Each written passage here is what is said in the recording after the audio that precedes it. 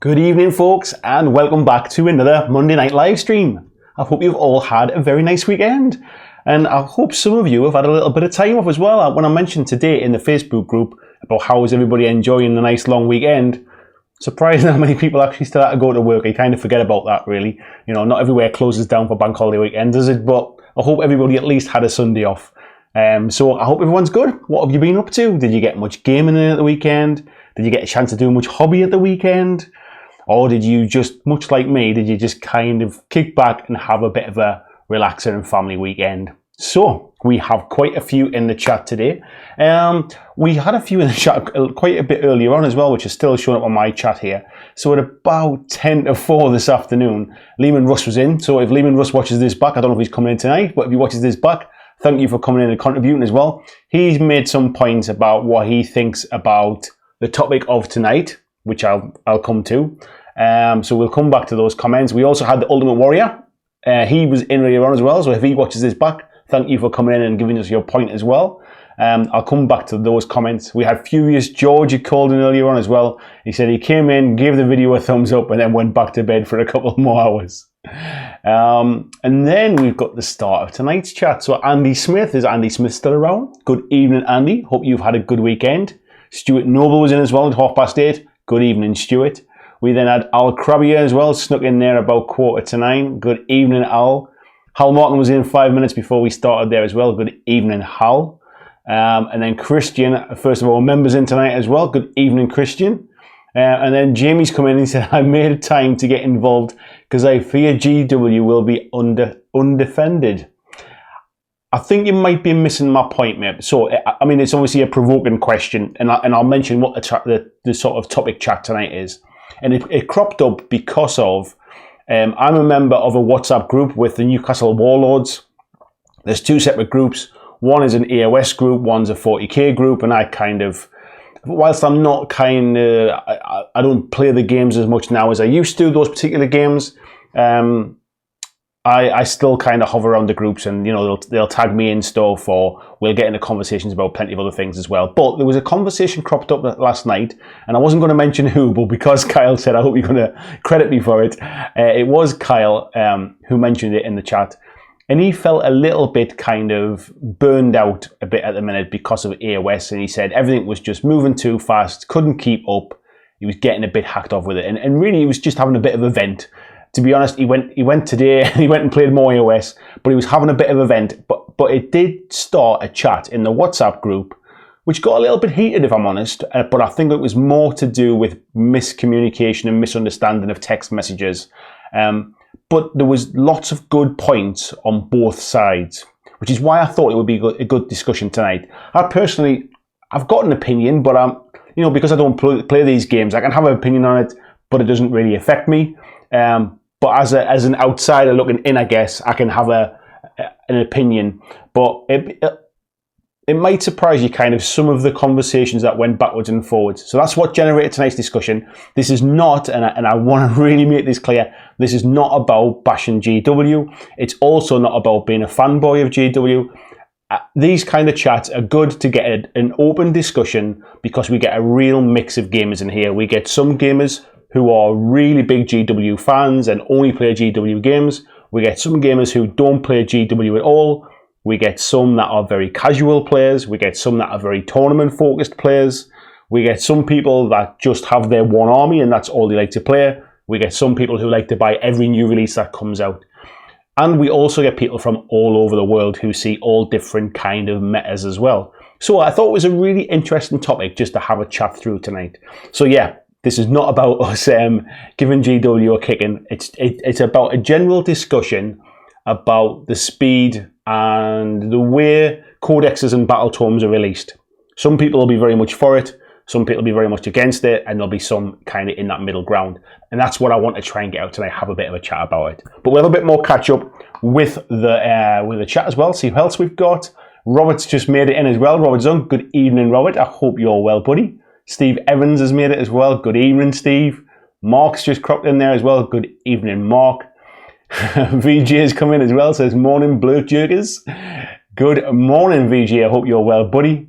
Matt's just coming as well. Matt Mountain says, woohoo, evening BlackJack as hashtag Mantic Monday. Rui, congratulations as well, Matt. I don't think I've actually said anything face-to-face or kind of privately messaged or anything. Congratulations on the birth of your twin sons. I hope everybody's well as well. Rui's in as well. Good evening, Rui. Andrew Peace is in saying hello to everybody as well. We've got Michael in is saying good evening, captains. Good evening to you, buddy. Hendrick's coming as well. Good evening, Hendrick. And then we've, the chat just shot up there. Completely missed that one. We've got Paul Palms in as well. Good evening, Paul. Hope you're well, matey. Michael saying he started his Relic Blade demo table. Looking forward to seeing more about that, mate. You've been telling me it's the game to watch. Jamie's painted 1,000 points of Sylvaneth, then played Descent all day. Did you finish painting them 1,000 points by about 10 o'clock? Yeah, you certainly a quick painter, mate. Marco's in as well. He says, hello, looking forward to this session. I need some company while batch painting the 44 bases of my Blackstone Fortress.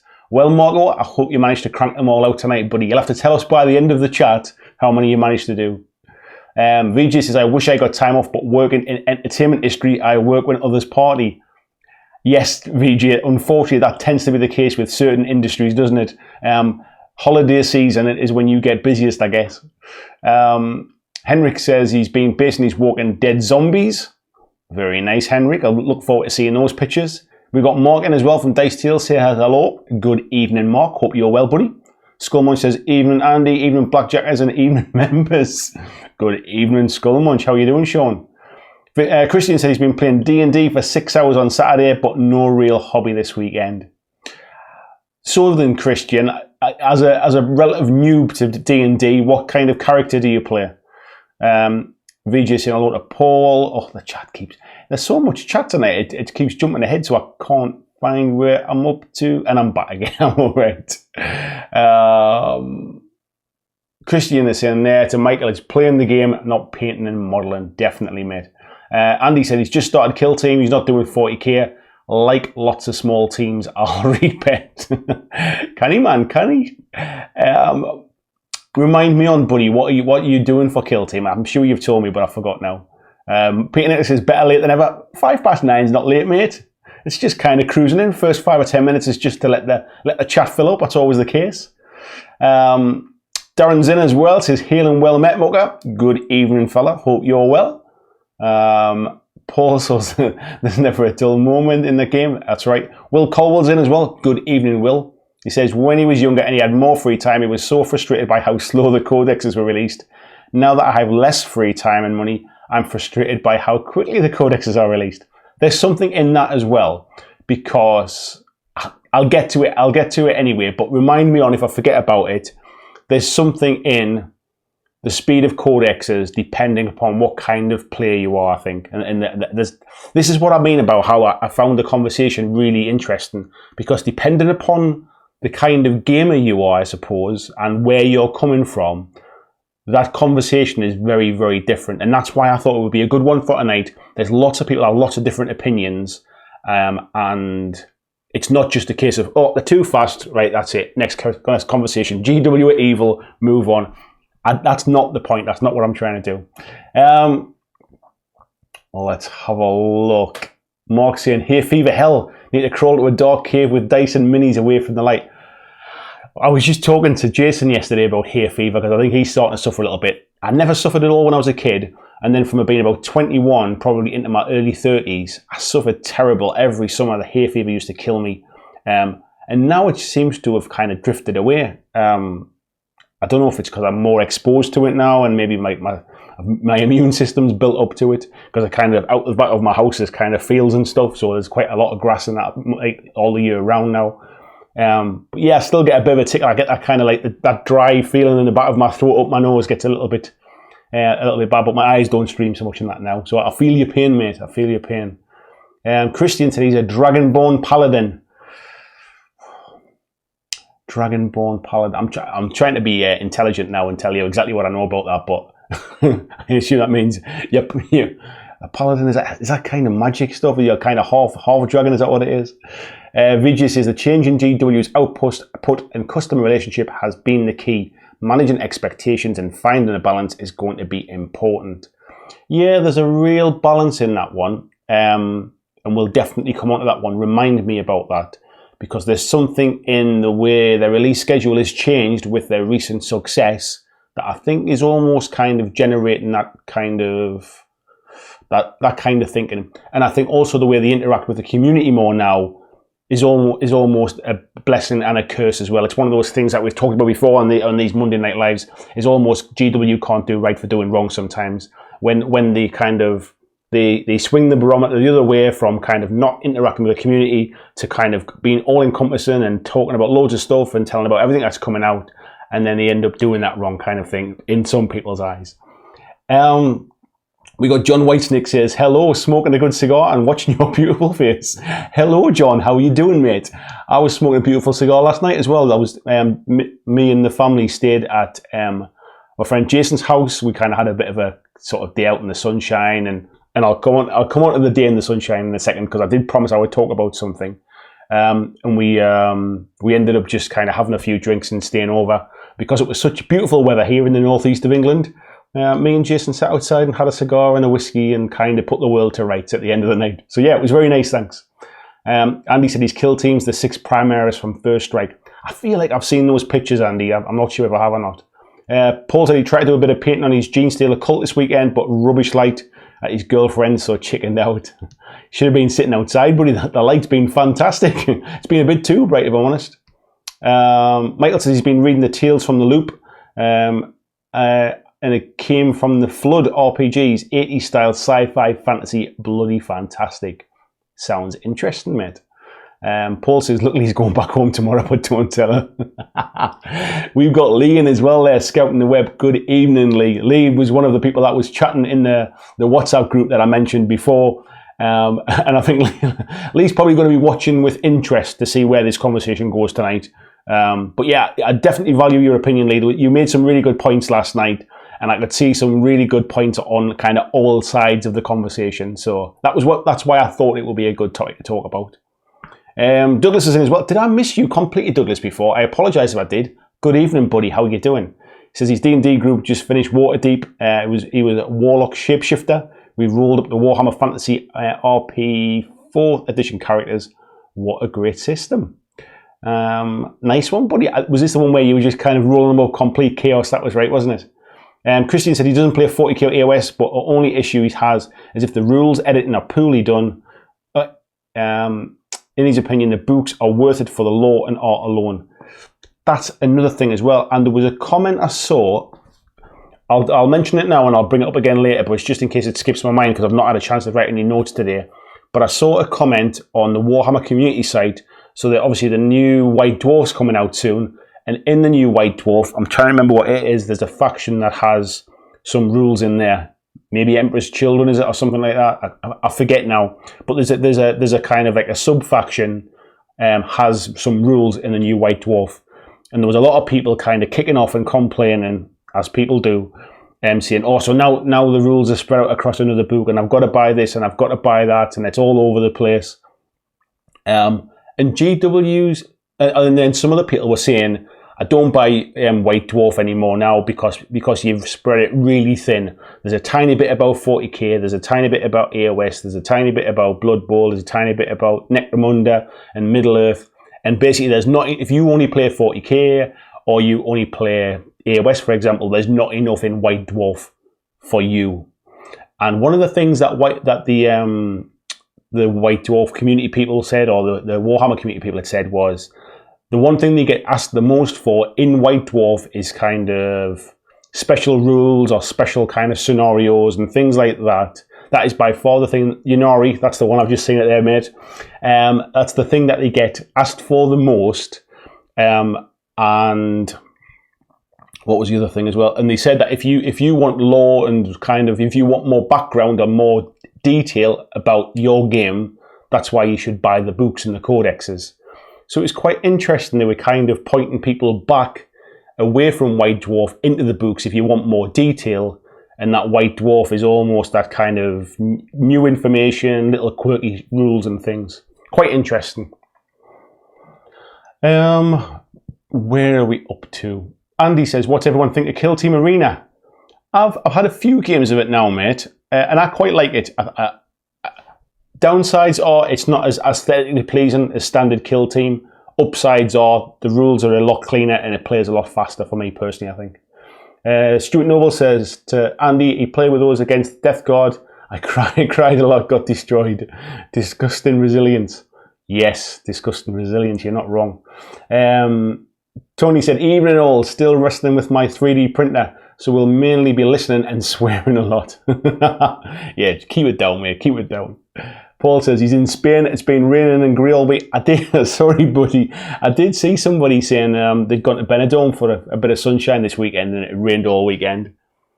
Jamie saying it's quite simple. GW committed to having all the 8th edition 40k codex out by the end of this year. They've done the same with AOS for this year. They keep up with the FAQ commitment for 2 weeks. Yes, I do agree with that. I think they've almost been a victim of their own success as well a little bit. Whilst I think it's an amazing achievement to get that much stuff out in that amount of time, I think there's some downsides to that as well. Douglas saying he didn't buy Arena.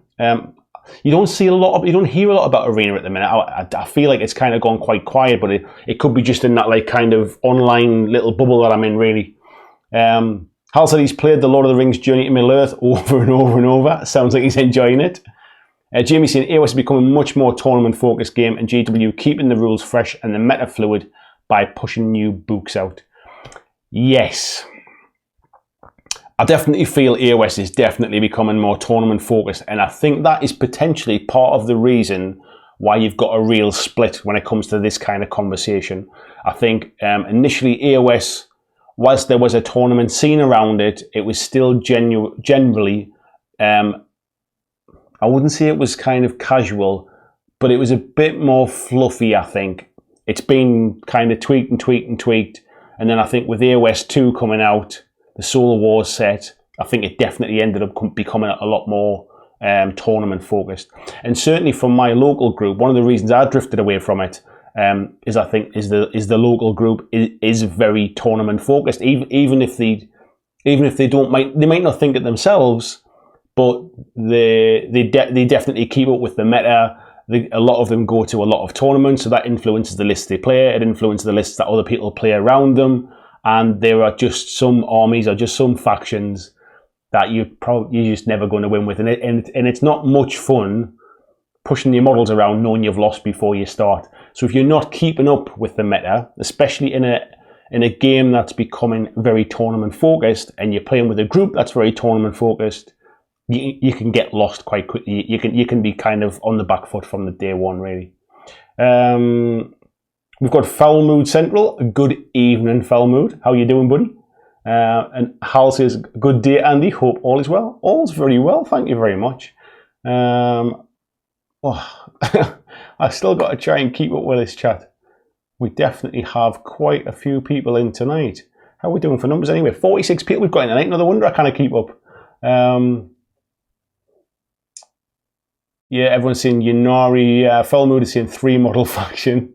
The Elder Son faction, Lee saying as well. It's like a sub-faction. VJ saying Yunari and Elder players, they'll be whinging about anything. Michael said it's Stranger Things with a sniff of sci-fi about a Swedish Hadron Collider project gone wrong and is spawning various things. Cool thing is you play as 80s kids, parents won't believe anything. That is anything you say or do, so you're on your own. It does feel very Stranger Things, actually, that. Dice Tail says 2 months with no kill team in White Dwarf. I do wonder whether they've got something like Kill Team Arena was going to be their competitive play thing, and that was what they were going to start pushing. I'm surprised we haven't heard more about it, because it felt like they were building up to that to kind of launch their competitive player. It's interesting anyway, isn't it? Craig Lowther says, here from Malta. Good evening, Craig. Hope you're having a nice time in Malta, mate. How's the weather, by the way? We've got Brian saying in as well. Says, hey, Andy. Good evening, Brian. Paul saying, I like the new White Dwarf. It's got a lot better than that little rubbish thin one they did. They've messed about with White Dwarf quite a lot over my kind of time as well, and I've seen many different versions of it. I think the way it is at the minute now, for somebody like me that sort of drips in and out of games, and drops in and out, rather, I should say, it's quite nice. It's a nice little read. The artwork's always nice. It's interesting when they, like, I think the last one I was reading was they had a kind of special about Underworlds, and they were talking about the different boards and tactics around it. I thought that was quite cool. But so yeah, for me personally, but if you're somebody that only ever plays 40k, maybe you're only reading kind of 20% of it. VJ says it's win at all costs faction anyway. Of course, he'll get winches. Henrik says, on topic, I think that whatever game you bring out, all the rules and army lists must be complete and balanced.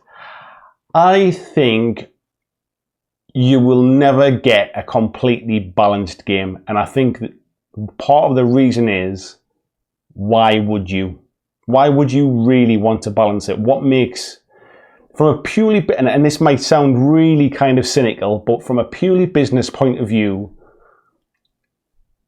you want to drive people to buy new models. It's the models that make the money. It's not the books. It's not the selling of the rules. The models make the money, and if you can drive people into a new army because they have some new tricks and are maybe slightly more overpowered, far be it from me to say sort of how much or anything like that, but the day you balance everything out is the day you have to stop messing about with it, and I think that's the problem.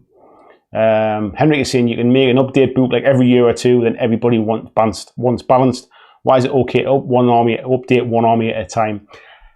I think it's definitely part of a business model, and something we chatted about in the Facebook group today was about is there any other companies that have a release schedule and an update schedule like Games Workshop? Because obviously somebody mentioned, Mantic, I think Kings of War was one that was mentioned in the chat about how there's an annual update. I know when I used to play War Machine, there was an annual update to War Machine as well. And I'm sure most games probably go through that annual update.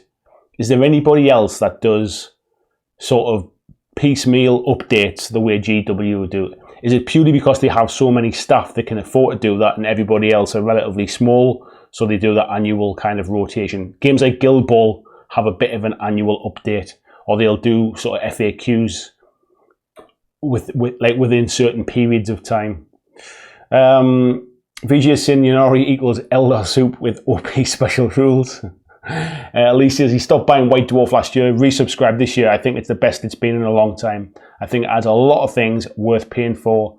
Before it was seen as a waste of money. I think before, Lee, to be honest, it was a catalogue. It was just telling you what was coming out soon, really, and trying to sort of sell you the new stuff that way. And I think since the community team got their I was going to say got their act in order, but to be fair, they've done a good job from day one. Once the community team kind of surfaced, really, it made a lot of the stuff that White Dwarf did a little bit redundant. So I think they've had to change it to be relevant, really. I think that's kind of how it's panned out. So yeah, I would agree. It's as good, or it's the best it's been in my experience anyway. Peter says he used to sub to White Dwarf, but he stopped for years and he's back now. Suits him as well. Paul says the rain in Spain falls mainly on the plane. Jamie says, in May, being dense, but what is the downside? In May,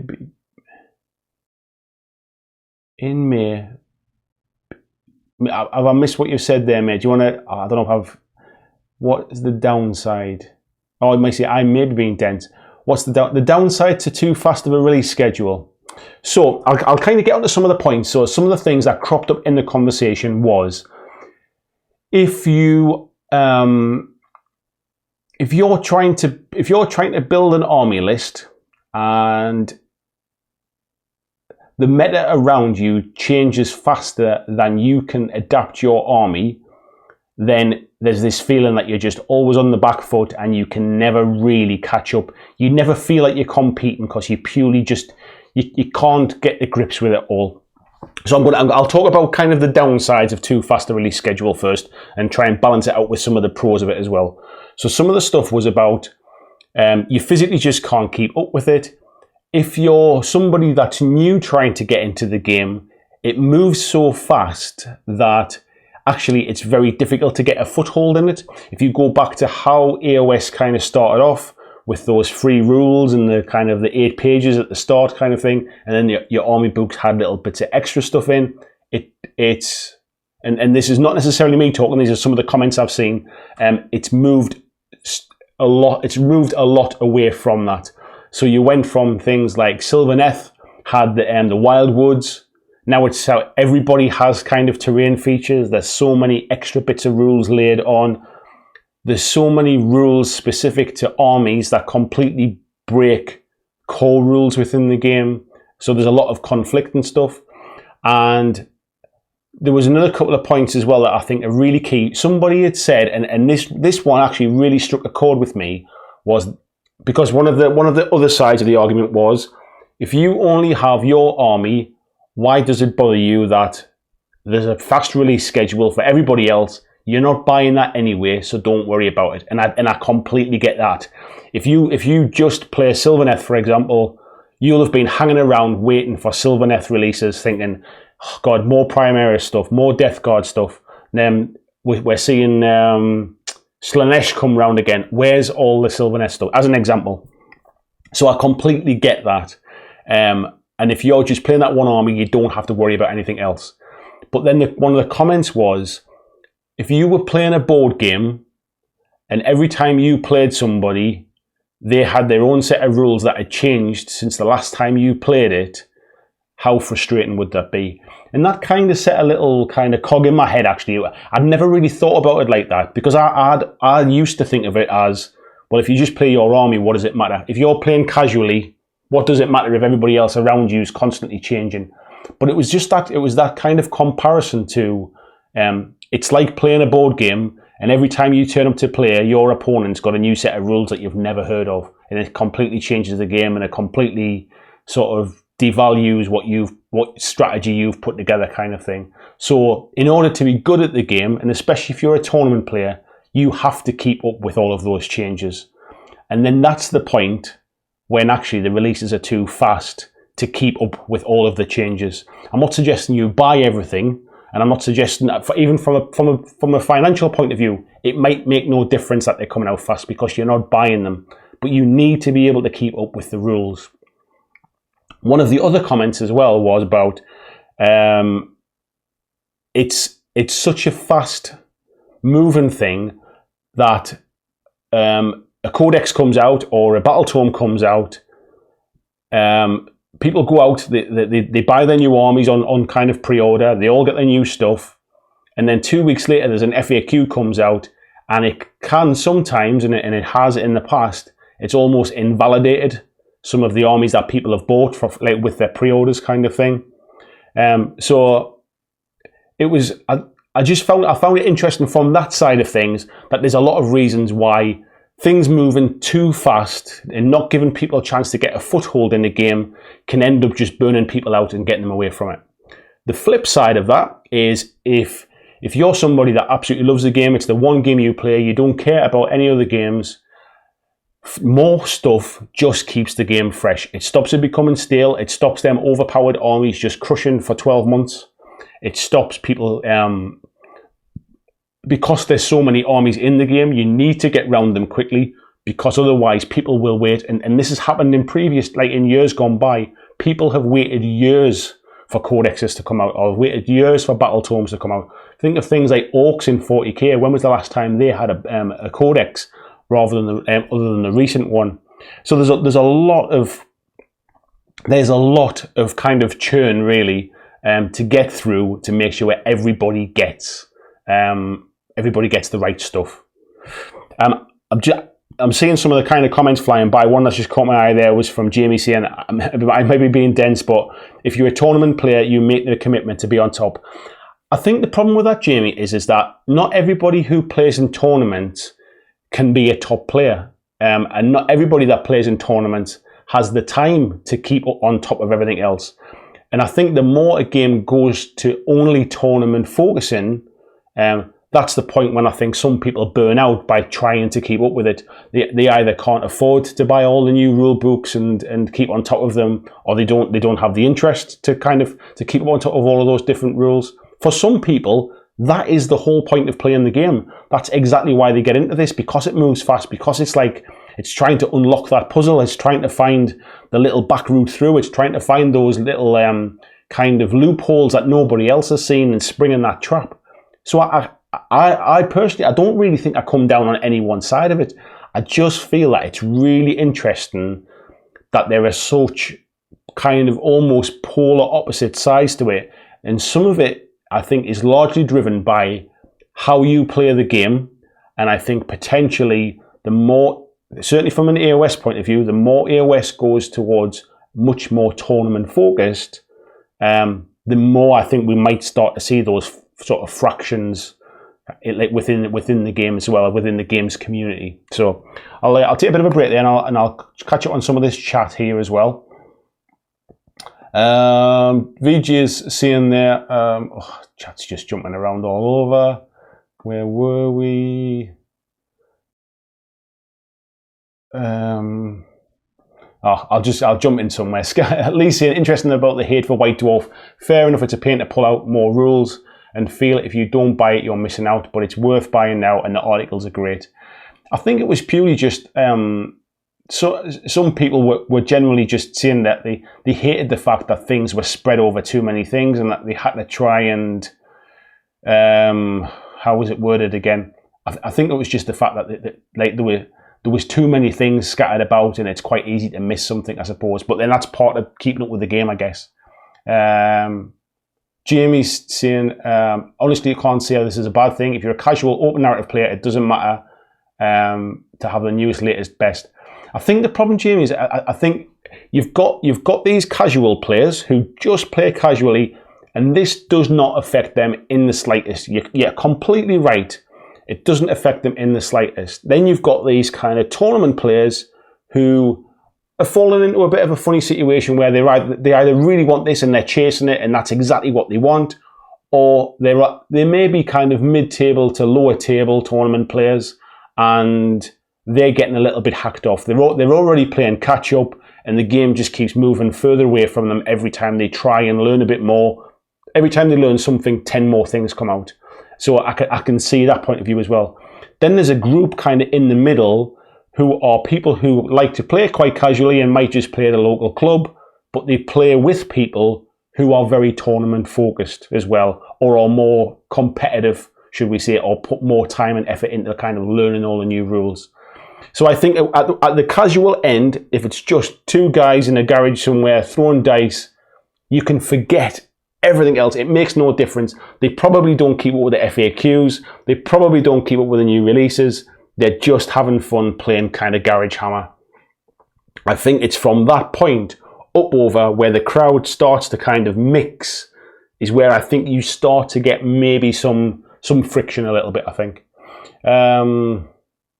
VJ's saying to 12 Neef. Oh, I must have missed 12 Neef being a good evening, 12 Neef. I think I missed you there. I've also just seen Dustin's come in as well. Good evening, buddy. How you doing? Said he's completely abandoned GW. Their release schedule is mad busy.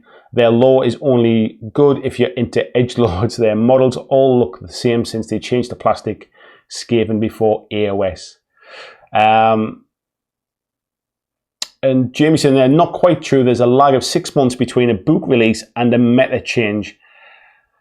I think the problem is it's not 6 months between books, though, is it? So there's almost a book every month or every 2 months at the minute, and then even when that happens, there's a bit of a shift, and then there's a FAQ comes out a couple of weeks later, so there's a bit of a shift again. Then you've got the annual updates of the General's Handbook or Chapter Approved, which are then shifted again. So I think it's a constantly shifting thing. I wouldn't say that there's a lag of 6 months. I think if you're at the tournament end of things, people buy an army and paint them up in a weekend and kind of dash out to hit the latest events and things. So I think it's just that because the game's so big and the community's so big, there's such a big range of players within there, really, as well. Alcine, you're talking about pay to win, basically. Those who can pay for everything all the time can feel the latest stuff with the latest rules. There's an element of that. However, nobody gets into this hobby thinking that it's going to be cheap. You can spend as little as you want, but if you want to compete at the top end, like any hobby, like any sport, it's going to be expensive. If you want to go on the driving range, for example, and knock a few balls about, you can probably do that for 25 quid. if you want to try and play on the PGA Tour, that's a very different kind of level of commitment, and it's a very different level of spend as well, and time to devote into something. And I don't see wargame, even though wargaming's a hobby and you don't get paid for winning things, I don't see it as any different really. If you commit time into it, and you want to be, as Jamie said, really, if you want to be at the top of the game, you've got to put the time and effort in, and unfortunately the money as well. So there's some truth in that, but I think none of us gets into this not expecting that. I think certainly within GW games. VJ says it's your game. You play with the rules you want. I rarely play with the many extra rules. And I agree with that as well. It is your game, but like I say, I think that is relevant for the. And I don't want to say, I don't want this to sound wrong when I say the bottom end, but the very casual end of any war game, when it's just sort of two people rolling dice and having fun. I almost think they're in a bubble of their own. Really, they see the nice new models, they buy the stuff they like the look of. They kind of balance things out between them. It's almost where AOS started when it was a bit of a disaster, really. Just take the stuff you fancy. And I think that was where GW wanted it at that point in time without any point cost. But I think as soon as you start to creep into gaming in stores, gaming in clubs, gaming in tournaments, I think then it becomes a big soup of all of the different types of gamers. And it's very easy to just feel like a kicked puppy if you're at the bottom end of that pool of stuff. That basically you will come up against people who just want to smash you with the latest list, even if it's a friendly game at the club. They want to win. Do you know what I mean? They've spent all that money to buy that new army. They've saved up and they've bought all the latest stuff. They want to see what it does. So it's just a bit of a mix, I think. Yeah. Steve Bonner's in as well. He says first Monday Life show in Asia. Nice to see you, fella. How are you doing? Dustin saying he was going to keep playing 40k, but international pricing and embargo, it's just pure on. I completely get that, mate. Yeah, the prices at your side of the world horrendous. Jimmy saying in very large capitals there, you aren't playing a board game. I didn't say you were playing a board game. I said it was likened to the experience of you turn up to play, let's just say a game then. You turn up to play a game and the rules have changed depending upon who you play. I think that was the point they were trying to make. I'd never really kind of thought about it in that context before. Douglas says, a question for the group, how much do we spend on hobby? What does GW or other companies expect us to spend annually? Whatever they expect, it's grown for them, isn't it? And certainly, they're a business. That's the whole point. If they can get around that cycle of armies faster, they're going to sell more stuff. So, for example, if you only play Necrons, you might not have had much kind of luck with new stuff. But if they take 3 years to get round to Necrons again, you might not buy much for 3 years. You might even drift away to other gaming systems. However, if there's a new codex, if there's a new model comes out, if there's some new chapter approved rules, if there's something else, if there's a new box set comes out, like one of these kind of like Shadow Spear type things, then it keeps you in the loop and it keeps you interested. So purely, if you think of it as a business and you assume that everybody just plays their one army, you want to churn through them as quickly as you can. And I completely agree with it. As a purely business proposition, I can see why they would do it. But if you're trying to compete at the top end and you need to keep on top of every change to the game, it moves quite fast, I think. But too fast? I wouldn't say it's too fast. It's just fast compared to other games. I think that's what I would say. Paul's saying, in his opinion, GW only hard to keep up with if you want all the expansions and new models. You don't have to have them. You can have fun. Buy what you want. Yeah, it's exactly what I was saying, mate. Nobody's forcing anybody to buy anything.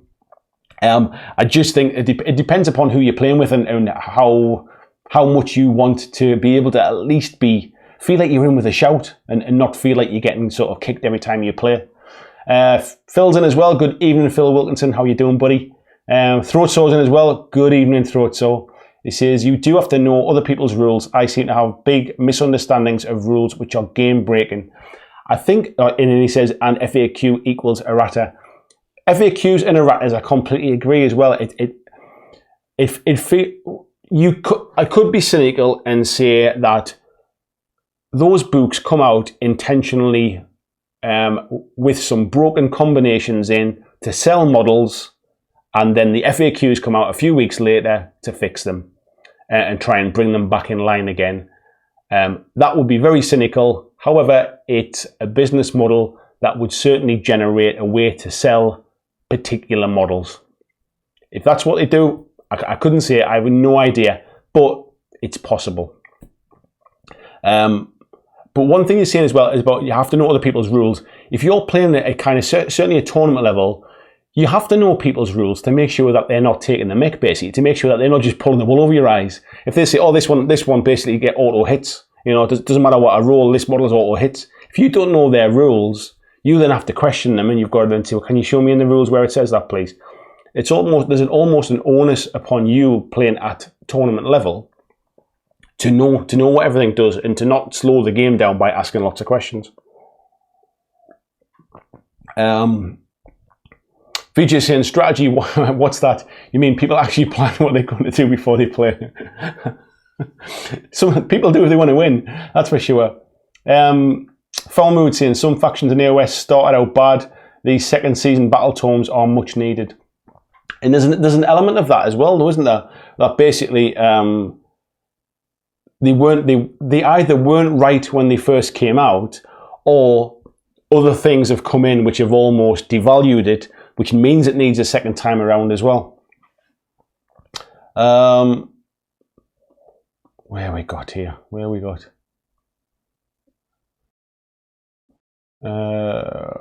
I'll have to jump ahead as well. I think I missed loads of chat here because it's moving too fast tonight.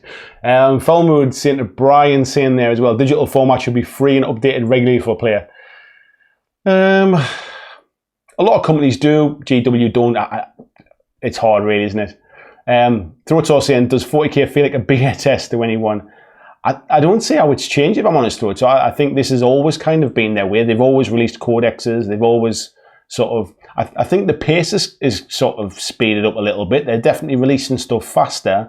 But as Jamie said, there's a benefit to that. You get round the armies faster.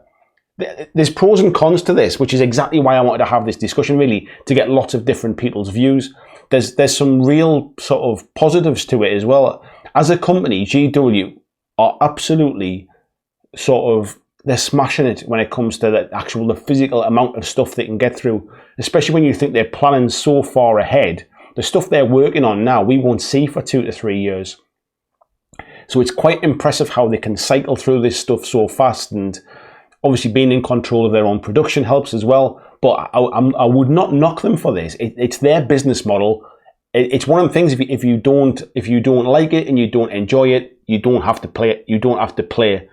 But no, I don't believe anybody got into GW games not knowing that was a thing, really. I think maybe just once you get on that hamster wheel, sometimes you realise it spins faster than you thought. Peter Nicholas said his whole life feels like a beta test. VJ says, I'd take Citadel sculpts over Star Wars Legion or any other Play-Doh looking sculpts.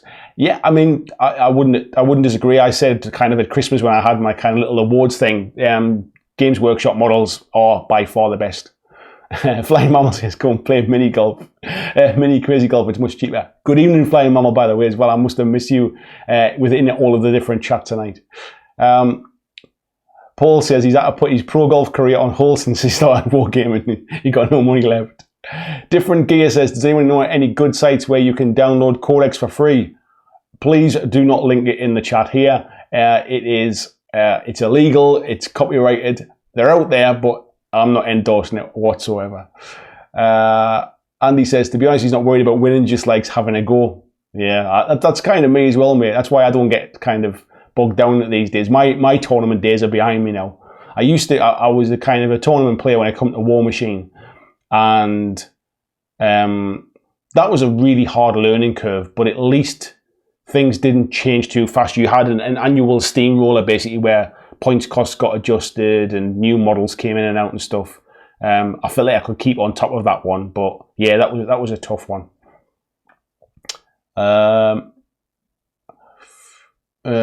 Jamie said, that's commentary on the player. I'm not sure what that was in reference to, mate. I don't know whether I missed that bit. VJ saying both players should have fun. Yeah, wouldn't disagree with that, but one person's idea of fun might not be the person's idea of fun, unfortunately.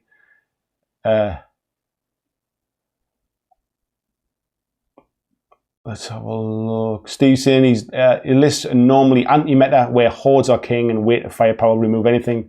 And he said he's good. It's his birthday today, so beers and pizza. Nice one, buddy. Nice one. So happy birthday, mate. I hope you had a good one. We've got Jack in as well. Says hello, Andy, and hello, everyone. Yeah, VG is saying there, talking piracy isn't cool. It certainly isn't, buddy. Only one Pinman said, evening, chaps. Dare I say again, evening legacy is. I like it, buddy. Good evening.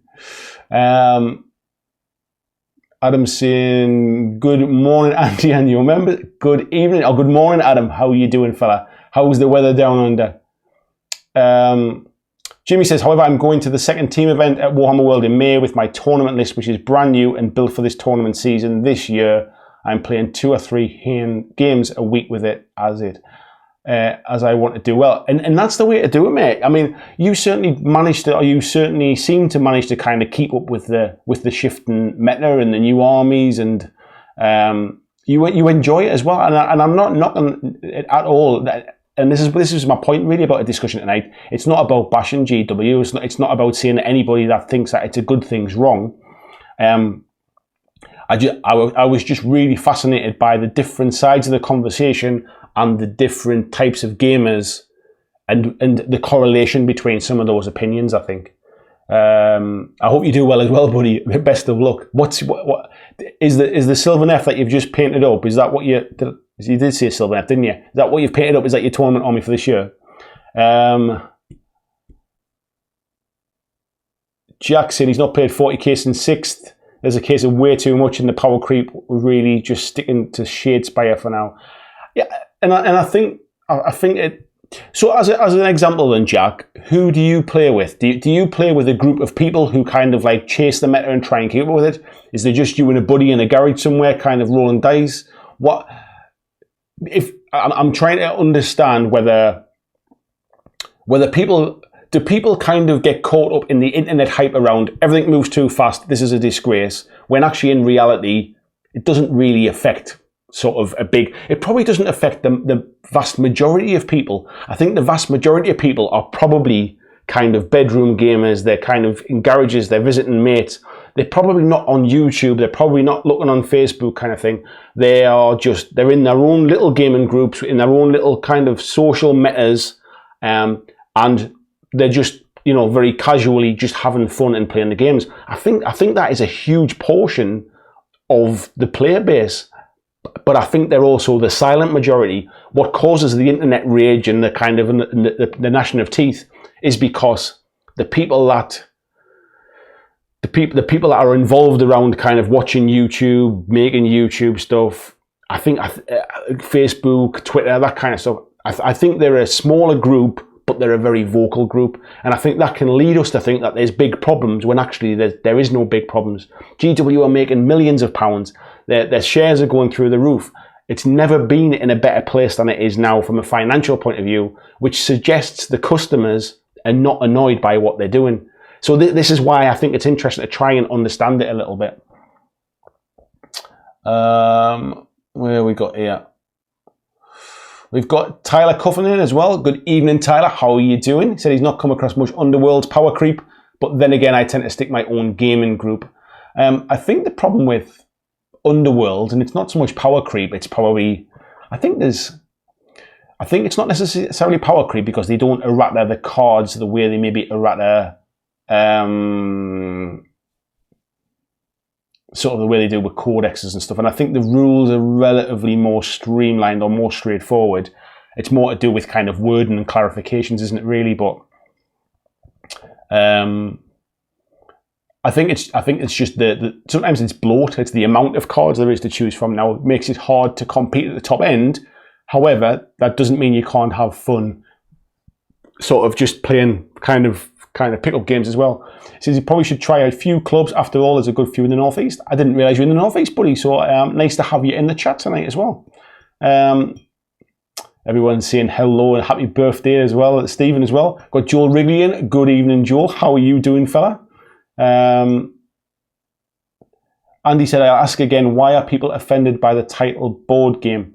Is that in reference to when I said about it being a board game? I think it's because sort of 40k isn't a board game in the context of it's not a self-contained game in a box, kind of, you know what I mean? It's an ever-evolving, in the same way that Magic the Gathering isn't just a card game kind of thing. It's a collectible card game. I think that's the point. I don't think it's kind of offended as such. It's just the fact that you get into the game knowing things will change constantly.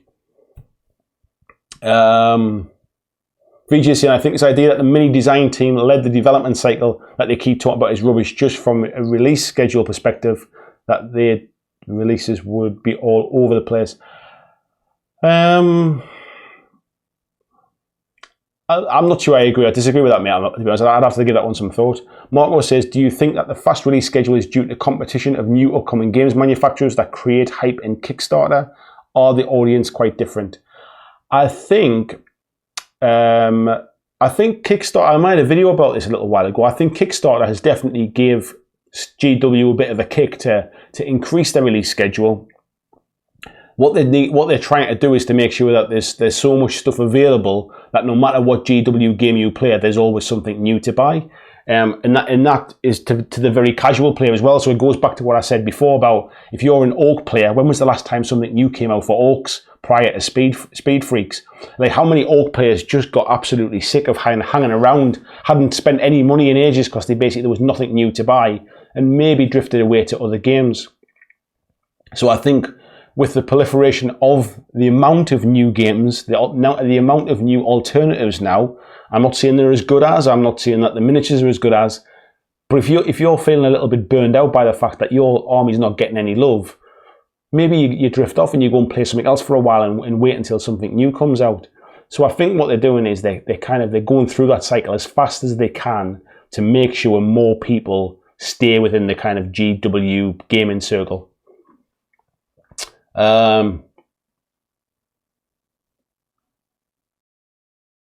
Jamie saying, no, trees are just for people playing in... Oh, I jumped off the top of the screen. Oh, that's so much bloody chat tonight. I need to try and find it. Where's it? There. Just for people playing in the shop. Tournament list is 3 Bloodthirsters, bomb corn list. Nice, mate. Have you got it all painted yet and stuff? I'd like to see some pictures of that.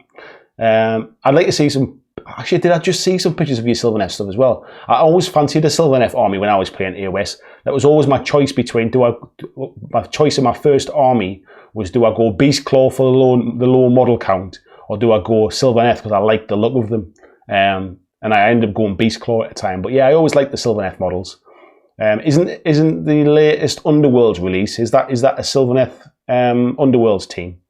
Vijay saying, people try to find ways of exploiting card combos. I guess that's part of the game though, isn't it, unfortunately? Lee says, I just accept it's impossible to keep up with the top tier new releases. An army will be on top for a while, then it gets toppled. You just play what you like and self-police where you can with mates. Yeah, I'm sorry, I was just sniggering at the bedroom gamers thing underneath there by Joel. I think you're right, mate. I think it definitely is. It's one of them things that you do have to self-police.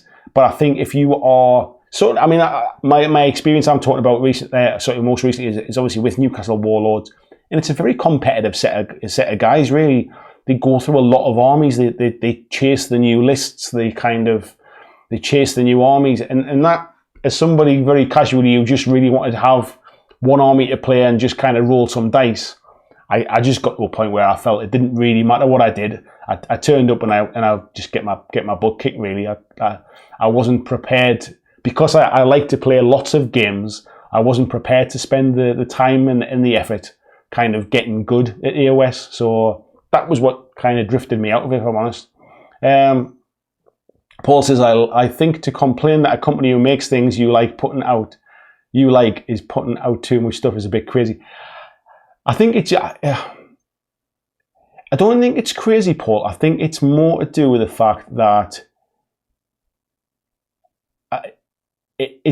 if you like all the stuff, it's a real hard one, because let's be honest, you do not have to buy anything from Games Workshop. No matter how much you love it, no matter how much you play, you're not forced to buy anything. We buy this stuff because we love it, because it makes us happy, because we think we love the quality, we love painting them, we love rolling dice on a table. I think people then get a bit annoyed because it moves faster and there's more stuff comes out that they want to buy than they can afford, either financially or with time. And I think from how it used to be, that's a real shift. And I'm not saying that they're right to complain about it, but I can see why they have that opinion. For me personally, I tend not to play those games because they move too fast for me to keep up.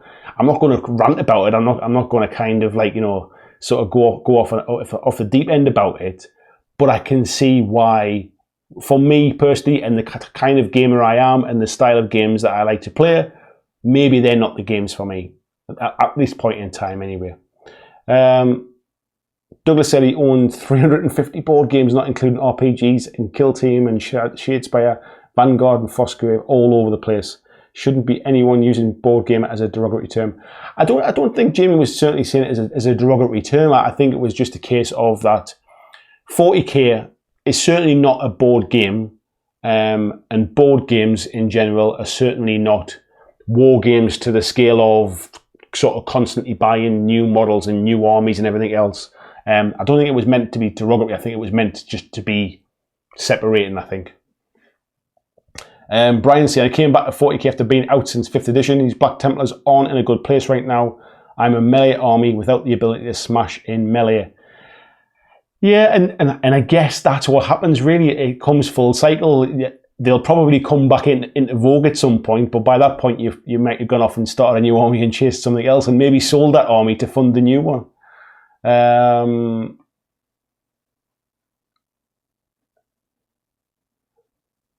Andy Smith saying 219.8 million in 2018, about the same as these pieces of bill.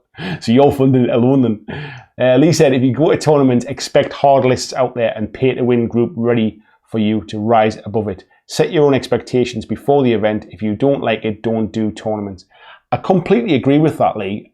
I think the only problem is that it's the more AOS has become very much more competitive tournament focused.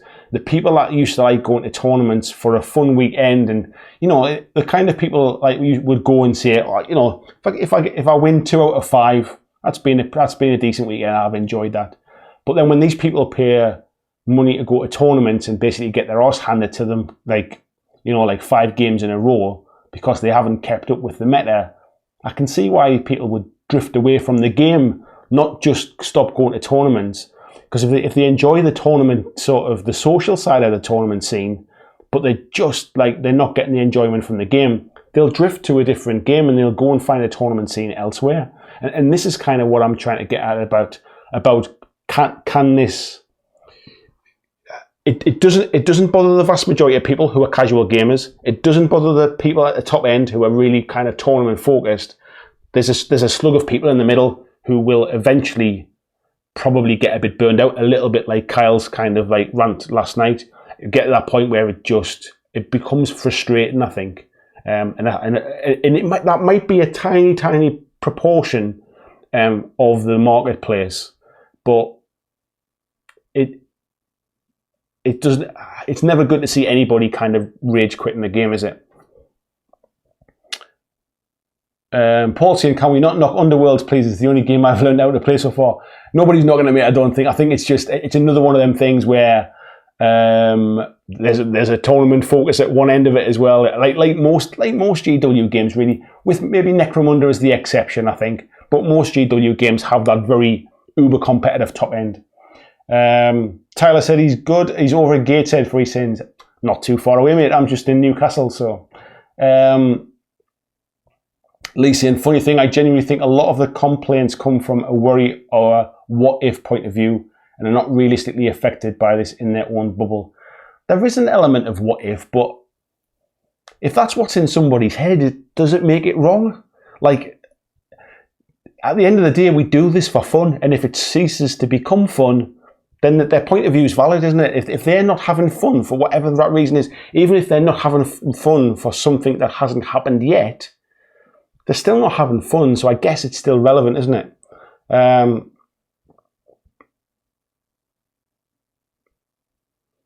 Throatser says, board game, I think it was just an example of how people like to understand the rules to a game before they start playing it. Yeah, I think that's all it really was, B.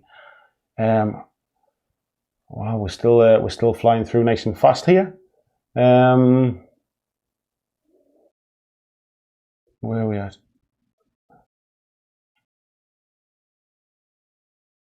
Wow, there's a lot of chat tonight. This is the point, because we've gone over 50 tonight. Didn't I say it last week? Once we get to 50, I'm going to start needing moderators to try and pull out the bits I need to read, really. I'm just going to dive back in somewhere. Jamie's saying, right, I've monopolised the chat enough. I'm going to have to go to bed. Jeez, oh, this is trying to put it. You haven't monopolised the chat at all, buddy. It's really good. You're one particular type of gamer who thinks that this is a good idea, and I think that's really important to have that balance. We need all parts of this argument or all parts of this conversation represented, and without you voicing your opinion, bits get missed. So I think it's really good. I think we've got some people, as an example, we've got some people in the chat tonight who said, doesn't really bother us, I just play for fun, doesn't bother me what anybody else has, doesn't bother me what GW do, I buy what I like, I'm having fun. And I honestly think that is a huge part of the 40k and the AOS community. I think that's a massive part of it. But because they're so happy and just kind of like, whatever, it doesn't really matter, I think they're a silent majority. You've got the ones at the top end of the tournament who love this. It's like that kind of Da Vinci Code where they're trying to break the puzzle and crack the code and find that like kind of eureka moment and be the person that builds this ultimate list that kind of destroys everything else because they find a little kind of loopholes, maybe not the right word, but they find that synergy between rules that maybe somebody else didn't think of. And that's the whole point of playtest, and that's why companies playtest. I think some of the criticism is starting to become that some of the things are becoming so broken so fast that there's no way GW could have playtested this enough, or they would have found it, or the people that are playtesting it potentially aren't the kind of on at that level that they're not finding it. I think that's where some people are starting to get a bit frustrated, really. Like, how can something come out and then 2 weeks later they're having to slash point costs, or they're having to take rules out, or they're having to reword things because it's just so broken. How within 2 weeks has that been found, basically, kind of thing. In a company of GW size, maybe they should be playtesting it a little bit better, unless that's part of the plan. Everybody shouting, buy all the new shiny things. Lee said, the self-police now is talking about, given I have knowledge of the game, if you want to play AOS, I would build a list you could compete against no matter what army we both play. Yeah, and I think that comes back, Lee. I think that comes back to almost that kind of that end of the field I'm talking about, who is just the guys who are just playing to have fun. If you've got that kind of social contract between the two of you, look, I'm not going hard with this list. It's a bit fluffy. I'm just having a bit of fun. I think it's when you're part of a big group where there's lots of people. It will naturally, if you're competitive, it will drive you to want to buy competitive armies rather than just buying the models that you like the look of, I guess. Paul saying, I get annoyed I can't buy all the GW stuff I want, but that's my fault for being poor, not theirs. Yeah, and that was kind of my point, really. You can't blame GW for doing the thing that they're here to do, which is make models and make money. You can't blame them for that. VJ saying, people that just care about exploiting combos bore me. See the just win at all cost players in all formats bore me. If you care about your opponent having a good time and you play the game, it's in good spirit. I agree with that. However, for some people, exploiting those combos is the game for them, and they play at the top level with other players that also like to exploit it. And this, I think maybe this is the crux of it. It's because you have pockets of different kind of groups within one game system, because the game is so big. That's when it becomes sort of like frictious, where you've got those win at all costs players playing against people in that kind of, I want to be competitive, but I'm not spending every single last penny to do it kind of thing. I'm not committing my entire life to cracking the code kind of thing. I think it's when they start a mix, maybe that's where we see these kind of things coming out. And it will always happen with big games, with big numbers of people. Look at the Magic community, I suppose. Look at people in like X-Wing and stuff. X-Wing is another game where there's a whole different level at the top compared to that kind of people who just buy the spaceships that they like or from their favourite films kind of thing. Lisa, and also the type of what-if worries I was talking about. We do play tournaments with quite a few of us are willing to turn down the power for new players. I would play the most rubbish list going. If I'm being really honest, Lee, I think there's a lot of players at the club who honestly do think that, but they'll do it almost, and begrudgingly is not the right word. They do it, but they have to intentionally want to do it. That's not the bit of the game they enjoy. They want to play a hard game. They want a challenge. You know what I mean? And there's nothing wrong with that. I'm not having a dig at it. It's not the environment for really casual players to feel like you're always going to get a fun game. And that's nobody's fault. If I consider myself as a casual player, that's my fault that I found the wrong level of players to play with, really. If I want to be a tournament player, there's no better place to get in and play your games because you will learn very quickly. But if you just want to roll a dice once every few months, I'm playing with the wrong group if that's the case. And then Lisa, also if it meant getting more players in, I think it's another one of the things, isn't it? Like the local group is a sort of, it's bursting at the seams already. Really, there is no space for new players really. So why change what you enjoy doing to try and encourage new players when you don't really need to at this point in time? Vijay's saying. Jimmy also said there as well, one more thing, I sell board games. He wasn't being derogatory. I didn't think you were, mate. I think it was the capitals. Maybe you just kind of set the wrong tone. Jimmy said, why go to a tournament if you've got no clue? Because going to a tournament isn't always, and it's not about not having a clue. There's some real extremes to it. Going to a tournament can be fun in itself. Not only the social aspect of it, the going away with your mates, the kind of overnight in the kind of hotel and going out for a curry and having a few beers. It becomes about a social thing. But if that really jars with the experience of the daytime, then it stops being fun. It's going to tournaments, and this is one of the things I think, and I think this is a big thing within Games Workshop tournaments, especially because there's so many players, so you get such a wide range of people and levels. It can be one of the reasons people get put off. If you go into like a smaller gaming system, so for example, the last tournament I went to was a Vanguard event. It was the first Vanguard event in the world. There hadn't been one before it. Everybody was relatively on similar levels, and they all went and just had a laugh, basically rolled some dice and had fun, and kind of had a pizza and had a beer and all that kind of stuff. That becomes a social kind of event. There's winners, there's prizes, people want to win, people want to be competitive. But I think when you take it to a different level with a game the size of 40k or a game the size of AOS, the gaps between ability become so stretched that actually there are some people that just basically they devote their life to being the best at this particular game, and they will smash you turn one just because they see the chink in your armor kind of thing. There's nothing wrong with that. That's what they enjoy doing. And if you go to a tournament, you're putting yourself in firing line for that. But I think sometimes some games, like I say, there's just such a big crowd. The gaps between people can be a lot wider.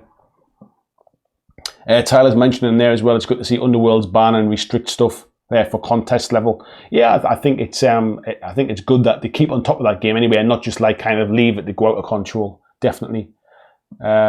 Steve says just go to Middle Earth events, as it doesn't matter who you face or what they bring. Every list can win, no matter your experience level. I disagree with that, Steve. I think you still the best players will still win them tournaments. I mean, I know it's a dice game, and sixes kind of anybody can roll them at the right time. But I still think if you are if you're at the top of your game, you'll win more games than you lose, definitely. And if you're not at the top of your game, you'll lose more games than you win. It might be the armies might be slightly more balanced, maybe, but then there's less armies to balance. There's less stats to adjust. It's a game that's been around for a long time as well. It's so I'm not sure it's one of those kind of anybody can win games. Peter says there, couldn't you have standard decks for each force in Shadespire and then build your own for tournaments? You probably could, mate, but they come with standard decks, don't they? If you buy a warband, it comes with a deck. So I guess they do have that. Tyler's saying, a bit like VG, I tend to just stick with my local group who meet in a local pub. Yeah, and that's my point, really. I think that the vast majority of players are just casual players.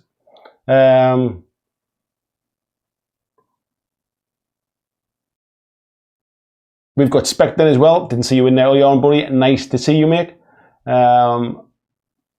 He says he's showing support there as well. Makes sense to balance the banter. That's what it's all about, mate. Hearing everybody's different opinions. Lee there is saying he took harder lists because of Newcastle Warlords so he could keep up.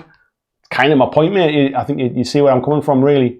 Only one Pinman saying he played AOS against a competitive friend. He had an army that was cobbled together from what he had available. He had a Daughters of Cain tournament list and played like a tournament. It wasn't fun. And this is my point about different types of gamers, really. I think it's like, I think where we're getting to, and I'm certainly not bringing this kind of conversation to a close or anything, but I think where we're getting to is, I think we all kind of agree. It doesn't really matter whether it's not about it being a good thing or a bad thing. I think what's really, really clear is just that we have different attitudes to the game. We have different time available. We have different funds available, and that probably puts us into different slots within a pecking order. Pecking order is the wrong word. Within a spectrum of kind of skills and styles of player, and if that range on the spectrum between those two players becomes too wide, it can generate a negative experience. So if two people in that kind of middle ground who want to try and get better and want to try and play a hard list but maybe don't have the best knowledge, if they play together, they're going to have a fun time. If two kind of win at all costs players who are trying to find the loopholes and trying to break the matrix, if they play together, they'll have a really hard game and they'll love the challenge. If somebody that just likes to kind of kick about in the garage once in a blue moon plays against somebody at the top end, neither of them will enjoy that game. One of them will have no challenge and he will smash the other one in the first few turns. And the other one will basically just think, why did I even bother? Like, that was just a waste of time. And I think that's where we are. I don't think anybody's wrong. I don't think there is a one correct answer.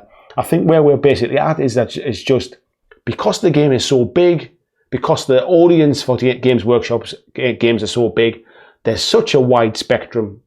And that's a good thing. You just need to find whereabouts you are on there and play your games in the right place, I think.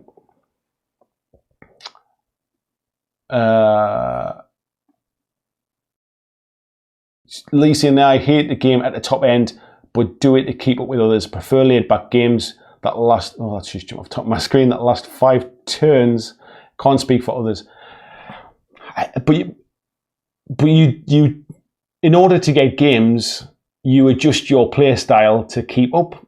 And I decided to go the other way, to just stop playing and play something else, really. So, like I say, neither of us are wrong. If you're still having fun, that's all that matters, really. And I need to know what your comment now was. Only one pin, man. He said he played against AOS against a comp. Oh yeah, that was the one. Paul's saying there, unless you're playing professionally to keep a roof over your head, I don't understand competitive players. That's just my opinion. They are games after all. That's what some people enjoy, though. Some people enjoy competition. Some people are very competitive. It doesn't make them a bad person. It just means that they enjoy the challenge of being tested. I guess it's like why do people play a five-a-side football at different levels? You know, why do people sort of go into competitions with golf? It could be, why do people go into painting competitions? It's all about kind of challenging yourself, isn't it? As much as kind of as anything else, I suppose. Dustin there saying, cheese, Andy, got to go get more work for the garage and see Captain Marvel latest. Enjoy it, buddy. Let me know what you think of it. Thanks for dropping in. VJ says, when others can't see why you're not enjoying yourself, and more importantly, don't care, that sucks. I agree with that. I think we do play games, and there's a bit of a social contract there, isn't it, to kind of balance it out, and to try and make sure that both people are enjoying it. However, you could flip that coin and say, I'm enjoying it. Why should I not enjoy it, so that the other person then starts to enjoy it? I guess it depends upon how well you know the person. If you're playing a tournament, for example, I wouldn't say the onus is necessarily on somebody to drop their level of play style to make somebody else have a good time. It is a competition after all. But if it's just a friendly game, yeah, I completely agree. Only one per man says there, his competitive friend couldn't see that it wasn't a fun game because it was just so one-sided. Some people just get off on that. Some people just like, yeah, I'm winning, this is brilliant. Like, they kind of forget why they're playing in the first place. Paul there was saying as well, it's like playing Monopoly and getting out paper and pen to devise the best system of what streets to buy first. Some people do. Some people have tactics when it comes to Monopoly. The amount of sites there are on the internet with people having like sort of strategies for board games, those people are out there. They just have a different style to you, I guess, mate. It doesn't make you wrong and them right. It's just horses for courses, isn't it? VJ is saying that the decks that come with each of the warbands aren't really standard decks anymore. They aren't really balanced as a deck to be played by itself. Are they not balanced against themselves though? Like against the other decks, as opposed to they're not balanced against Uber decks. It's been so long since I bought one of those packs. Anton as well, he says, oh damn, I missed it. You're still here, buddy, it's alright. We're still just chatting there, so we've got another 15 minutes to go anyway. I'll see in different applications for same tools. Definitely. Sean's saying, I wish Underworld's warbands came with a deck. They just come with a new pool of cards. Makes deck building hard with the card pool. So can you not, if you buy a new warband now, can you not just play that? If that was the first one that you bought, is it completely unplayable out of the box now? Because it never used to be. Rob's saying, oh, his wife's here. He's got to go help her with the hobby. Take care, everybody. Thanks for dropping in, Robert. Really nice to have you in, mate. Only one pinman says, there's a social contract when you game with someone to make sure you're helping your opponent get the most out of their time and vice versa. I agree with that, but I think that can be, there's an element, how can I word this without sounding wrong? There's an element of that goes out of the window when it is a tournament. If you're entering into an event that is designed to find the best player, you can still have a hard game and be friendly and be courteous, but do you have to go easy on someone because they're not doing particularly well? I don't know. I don't know what the answer is, but when it comes to kind of tournament gaming, it's like kind of two football teams. When one team starts winning 10-0, do you give up? You know, it's one of those things, isn't it? Paul saying, I want to win every game I play, but I want to keep it fun. That's exactly where I am, really. I want to win when I play because I want to feel like I've kind of had some control. I've had the chance in the game. To be honest, is it that I want to win? I want to feel like I had a chance to win. That's all it is, really. I want to feel like it. I want to feel like I had a chance. Only one Pinman says, Monopoly does actually have a winning strategy based around buying all the orange properties, something to do with the proximity to the jail square and how often opponents land on them. Yeah, there's always tactics. Peter said it's always thought it was to do with dipping the bank. Yeah, when nobody's looking, just tucking in. VG is saying you can play with the cards that come with a warband, but they aren't really designed to be played like anymore. It's been a while since I picked up any of the warbands. I certainly haven't bought anything since it went to Night Vaults. So my experience are back from the kind of the Iron Jaws and all of the stuff from the first set. I'll say, surely GW games are all designed to be competitive. That can't be up for debate, surely. Andy was spot on when he said it's more about levels, like Man City versus Whitley Bay. That's a really good example, really. They're all playing the same sport, but there's just sort of, there's gaps. I think, I'm not sure that they are designed to be competitive. It's a funny one, really. I think there is a part of the community wants them to be competitive, and I think GW are realizing that competitive part of the community, if they can service that, they spend a lot of money because they chase the meta and they buy the new armies and all that kind of stuff.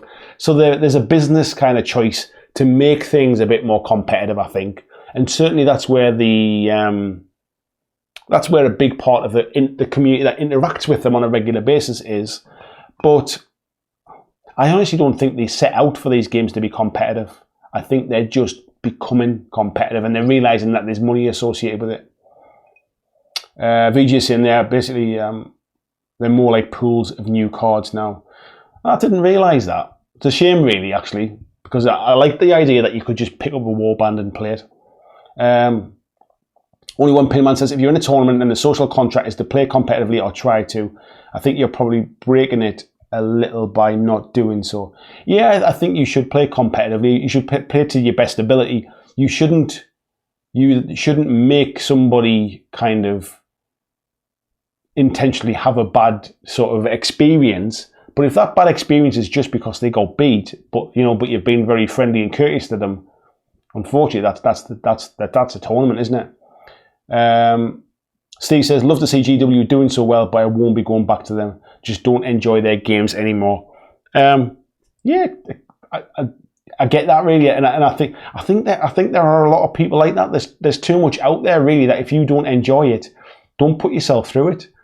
For a lot of time, there was people who just felt like, I've invested so much money with Games Workshop, I don't really want to kind of go elsewhere now. But what they don't see is then how much money they then go and invest again and again in a game they're maybe not enjoying so much. VG is saying, feel like you had a chance is important, which is why I don't play meta games Math Hammer players. Yeah, and it's one of the reasons why I kind of dropped out of AOS, if I'm honest. I got to a point where I really didn't feel like I had a chance, and that wasn't anybody's fault except mine. It was because I decided not to chase the latest style of play or the latest armies. That's all it was.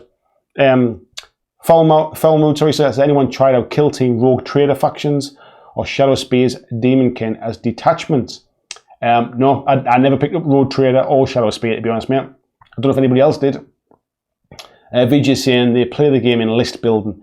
Yeah, it's a bit like, one of the reasons I quite like Keyforge is because I'm not interested in the kind of in the deck building side of the game.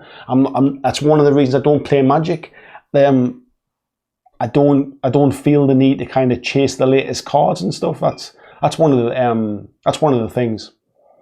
And I don't really enjoy list building, if I'm honest. I like to just kind of put together an army of the models I like the look of, really. That's why you'll never see me winning tournaments. I might win a couple of games because if I enjoy a game, I'll try and kind of like learn a strategy or how to best use it. But I literally list build with what looks nice, really. Paul saying the trick is you always want to make your opponent feel like they had got a chance. I almost think you're taking something away, though, if that's the case. It depends when we're saying your opponent. If you're playing a friendly game, I completely agree. If you're playing a tournament, I think it becomes a little bit different. Al says, is there a winner? If so, it's a competitive game. Narrative campaigns are also competitive around each round. It's levels that make a difference. I agree, Al. Yeah, I think we're kind of singing from the same hymn sheet now. I don't, as I kind of say, really, I don't think anybody's wrong. I think everybody's opinion is valid and it's right, and everybody's opinion is right for them. And I think the fact that there are so many opinions really goes back to demonstrate what I was trying to say about how there's a scale and everybody is in a different place. And if people too far away from each other on that scale end up playing, they'll have a bad experience.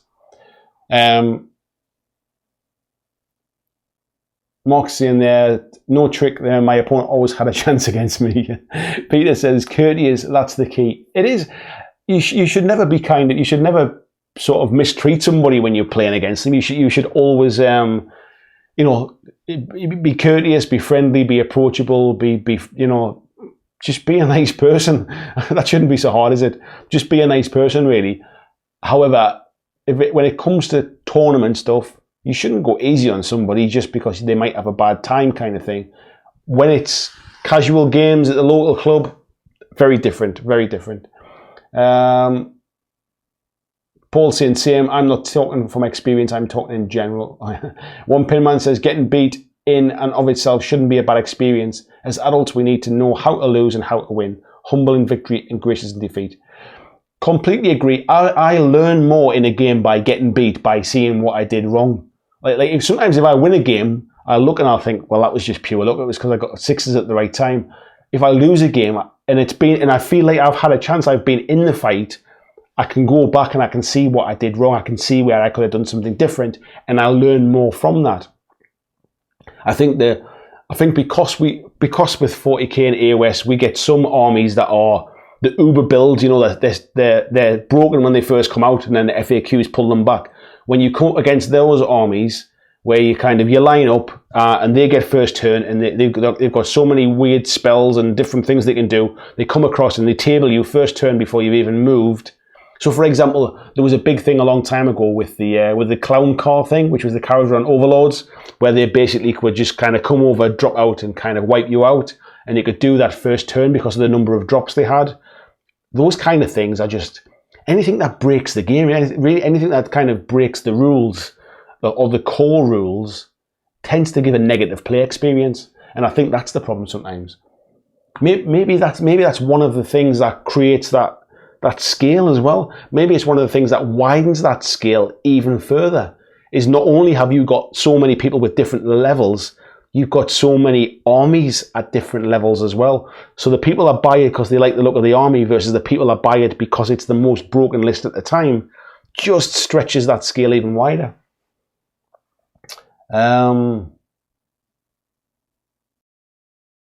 Only one. Tyler Cuffin saying, play me. I'm new to AOS and my Skaven. Path to Glory army will need things to lose to. I've got a Beastclaw Raiders army, mate, that I've not seen the light of day in well over a year. Only One Pinman says, I'm fairly sure GW said in the past that neither 40k nor AOS intended to be competitive insofar as ensuring a level of balance between factions. That's what Underworld is for. Yeah, and it's almost what Kill Team Arena was for as well. That was the competitive sort of bit, really. Paul saying, yeah, if he was playing competitive, it would be poker face all the way. Jack saying, deck building and list building, not my thing either, really. I just like to get on and play, but there are others that love it. So always something for everyone. Yeah, and that's definitely it.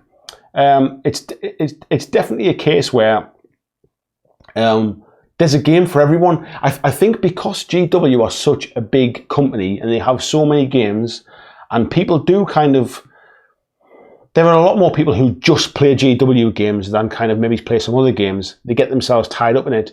And I think sometimes people, they get frustrated with the game, but then don't look at anything else, really.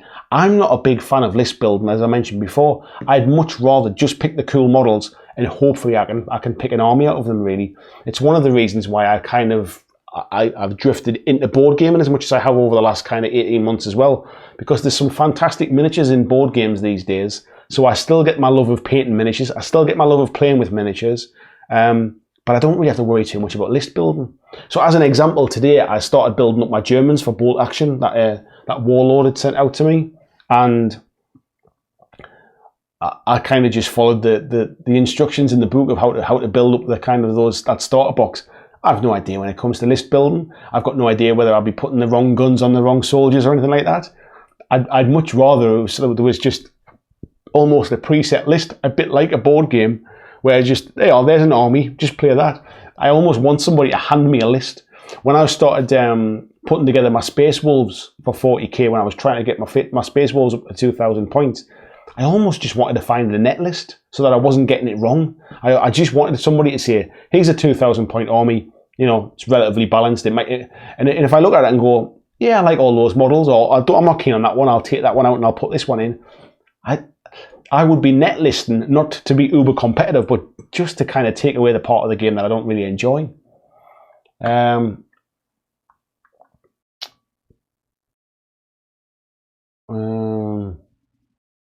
VJ says, yeah, build these armies around theme, mainly something in the lore. Could not care less if it's designed to win. Actually, that's one of the reasons I like BattleBox with mini campaigns. It's one of the reasons I quite like Kill Team when it first came out, was because you could only field an army with what came in the box. I didn't have to worry about putting the wrong weapons on something, because you could only build your force with what came in that box. That was a genius idea. It was a brilliant way to get people started. It just grew a little bit of arms and legs for me, that was all. Craig said his first few months I got beat a lot at the time, made me learn and adapt quick with his opponents, would always talk it over and offer advice. And that's part of it as well, mate. Like, if you're playing against somebody, like, I used to say to people, don't go easy on me. Like, by all means, play your best. But then tell me kind of, afterwards, talk me through what you think I did wrong. It's the games where I've played and I've absolutely been smashed off the table turn one, and they go, well, what do you think I've done wrong? Oh, nothing, that's just how this army is. Those are the games that frustrated me. Mark's in there, completely off topic. Have you had a chance to speak to Mantic about their open day? I can sneak you up my jumper. I haven't actually, mate. I've not mentioned it to them yet. I'll have to wait until after the bank holiday, I think. I'll maybe drop them a text tomorrow. Foul Moon is saying, anyone done the survey? So has anybody done the GW survey yet? Peter Nicholas is saying there that he's done it. Almost got his pin numbers. I'll say, in boxing MMA gyms, when you train with pros, they don't smash you into the floor immediately. They could, but they don't. They still learn and progress by not doing that. Is it the people elitism? I think that's probably that might come down to the fact that people get hurt. It might be more to do with that, to be fair. It might be because people get hurt, and that if you're on different levels in that game, you're in real trouble.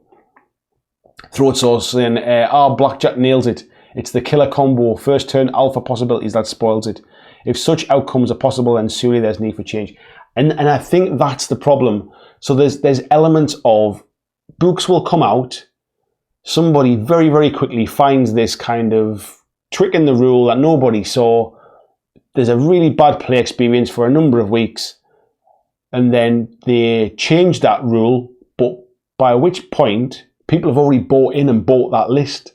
And now they've got a list that's like it's not even viable anymore. It's not even like kind of legal to use that list. Well, legal, you know what I mean? It's maybe not a legal kind of formation or something like that.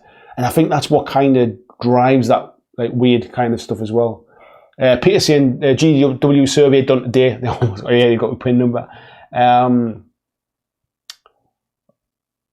Only one pin man saying that they were focused on 3 areas he didn't have much interest in. Steve says, I still don't enjoy painting minis as much as I do the other aspects of the hobby. That does surprise me, buddy. VJ saying, yep, net list and net deck, and just to remove that element is a big thing. That's how I was doing Shadespire until I gave up. Yeah, I just I'm in this for the fun. Let's be honest. Like, I just really enjoy playing games. I enjoy meeting new people. I enjoy sharing kind of my love for a game with somebody else's love for a game. I'm not in this to be the best. Otherwise, I'm wasting my time doing YouTube videos. I should be committing myself to kind of rules if that's the case. We've got Blizzard's in. It says, yup, good evening, Blizz. How are you doing? VJ says, if mates want to play against me still, I'll play, but we'll play a net deck. Steve says, I surveyed, got kicked off one of the topics, is not collecting it. Paul said, I did the survey, it took about a fortnight. Foul Mood saying it bugged out twice for him. VJ saying it'd been me to do it. I'm not sure. Somebody said it's open until the 22nd. Flying Mammal says, night everyone, see you next week. Thank you for dropping it in, Ruth. Sorry the chat might not have been your usual one tonight, and it's been a lot busier than normal as well, I think, as well. So we'll be back to random chit-chat again next week, I promise. Foul Mood Sentinel says good night as well. Paul saying, get yourself a coffee. And Joel saying, yes, did the survey, not really asked about it. SOB, but wouldn't complain if I won. So with that, how we're doing, we're actually just past past. We've still got a few people in. We've got 40 people watching at the minute. I'm happy to go on for a little bit longer if people are enjoying the chat.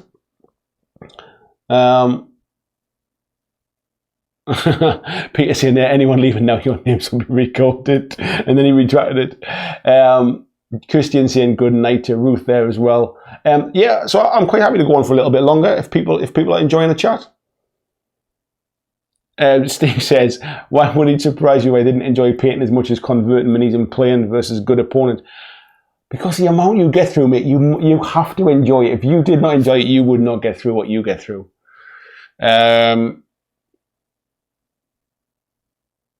Al saying good night all. You off as well, Al. Thank you for dropping in, buddy.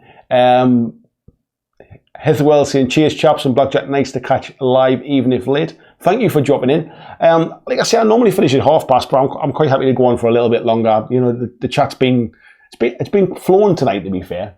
Blizz says he's assembling the blasted Redemptor. Nice one. Peter Nicholas saying, cheers with these. I think Peter's off now as well. Full Mood Sentinel saying meant to reply, new to this sort of thing. That's all right. Inza Nilton, good evening. Inza, how you doing? He says, keep going. Darren's in as well. Darren says, that was one hell of a chat. Also enjoyed it. Night off all up the wooden hill. Good night, buddy. Brian saying, it's only 5:35 Eastern time. He's got hours. Paul says, keep going. I've got a bit more red wine left. And Steve says, happy listening and carry on painting. Right, well, I'll tell you what we'll do. We'll give it another 15, 20 minutes or something like that while I finish my drink anyway. The drink of choice tonight is it's a new Pepsi Max with raspberry in it that my wife picked up. It's interesting. Peter said he only retried it because of a spelling mistake. I thought that was the case, mate.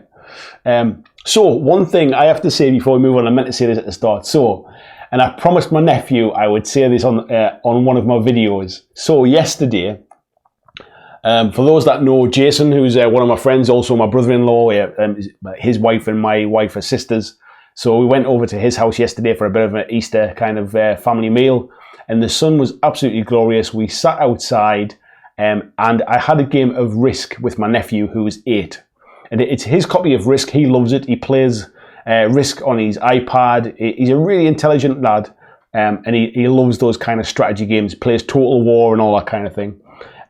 So me, him, and his granddad sat down in the sunshine to play a game of Risk.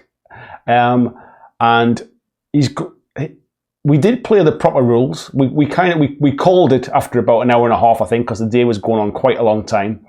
But once we counted up, my 8-year-old nephew had smashed the two of us by capturing more territories than anybody else. So he thought it was hilarious that he, 8-year-old, had managed to beat me in my 40s and his granddad in his 60s. And he said, you need to tell people on your YouTube channel. So I promised I would tell everybody that I got beaten at Risk by an 8-year-old yesterday. Yeah, so he absolutely smashed me. And I didn't let him win either, but I was courteous. So I'll have to remember, at 10:37 is when I said this in the chat. So yeah, he smashed me, got absolutely smashed. Where are we at? Craig saying his bags are packed, heading home tomorrow, enjoying chilling in the chat. That's nice of him. If you're enjoying the chill, we'll have a little bit longer. Steve saying he enjoys the end result of playing with painted minis, but the necessary evil of painting isn't my favourite. That really does surprise me, Steve. I assume that you enjoyed that part as well. I hate building miniatures. I'd much rather have single-piece miniatures pre-built kind of thing. I really don't enjoy building them.